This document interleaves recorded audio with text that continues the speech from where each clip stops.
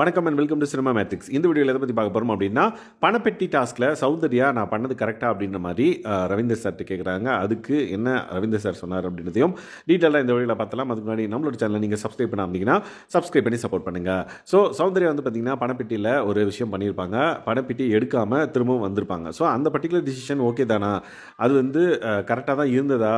ஏன்னா நான் வந்து பணப்பெட்டி எடுக்க போய் நான் எலிமினேட் ஆயிருந்தேன் அப்படின்னா ஜாக்லின் உள்ளே இருந்திருப்பாங்கல்ல அப்படின்ற மாதிரி கேட்பாங்க. அண்ட் தென் இப்போது இந்த சினாரியோவே வேறு மாதிரி இருந்திருக்கும்ல அப்படின்ற மாதிரி சொல்கிறாங்க. அதுக்கு ரவீந்தர் சார் சொல்கிறாரு, ஏன் அப்படி சொல்கிற அப்படின்னு. இல்லை, ஆஸ் அ ஃப்ரெண்டாக பார்க்கும்போது ஜாக்லின் வந்து உள்ளே இருக்கணும் அப்படின்ற மாதிரி எனக்கு ஆசையாக இருக்குது.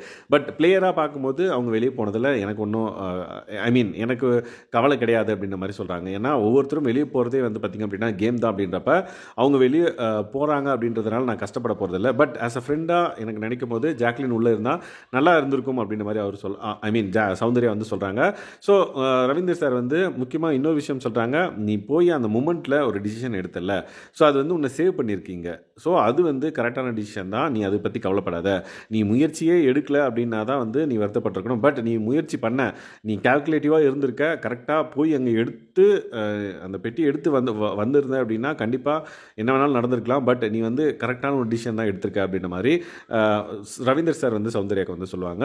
சௌந்தர்யா வந்து பார்த்திங்க அப்படின்னா லைக் ஒரு கேமுன்னு வரும்போது ஒரு விஷயம் நடந்துச்சு அப்படின்னா அதை வந்து நம்ம அக்செப்ட் பண்ணிக்கணும். அதுக்காக வந்து ஐயோ நான் மிஸ் பண்ணுறேன், என்னால் உன்னை விட்டு இருக்க முடியாது அப்படின்லாம் எனக்கு சீன் போடலாம் தெரியாது அப்படின்ற மாதிரி ரவீந்தர் சார்கிட்ட வந்து சொல்லியிருப்பாங்க. அதே மாதிரி வெளியிருந்து உள்ள மறுபடியும் வந்த கண்டஸ்டன்ஸ்லாம் வந்து எப்போ வீட்டுக்கு போகிறோம் ரொம்ப டார்ச்சர் பண்ணாங்க. அதெல்லாம் கேட்கும்போது எனக்கு ரொம்ப இதுவாக இருக்குது.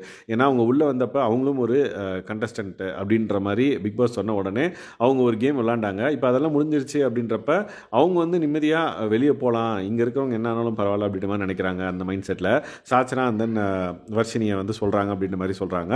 ஸோ இந்த பர்டிகுலர் விஷயங்கள்லாம் வந்து ரெண்டு பேரும் ஷேர் பண்ணிக்கிட்டாங்க.